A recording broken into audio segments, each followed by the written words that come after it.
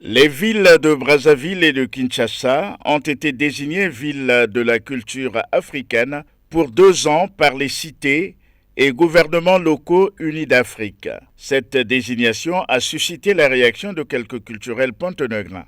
Les 2 capitales avaient postulé pour que la rumba congolaise soit inscrite comme patrimoine immatériel de l'UNESCO. Et donc, voyez-vous, partant de cela, les organisateurs ont pensé que les 2 villes ont toutes les potentialités.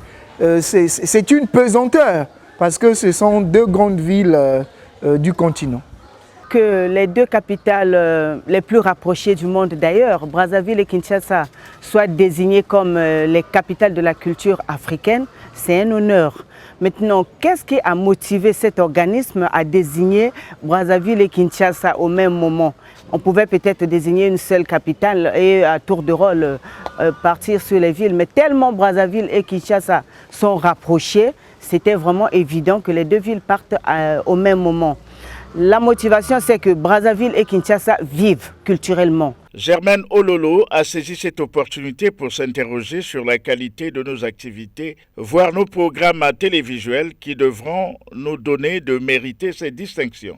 Au niveau du Congo, Brazzaville, nous avons aujourd'hui un réel problème d'identité.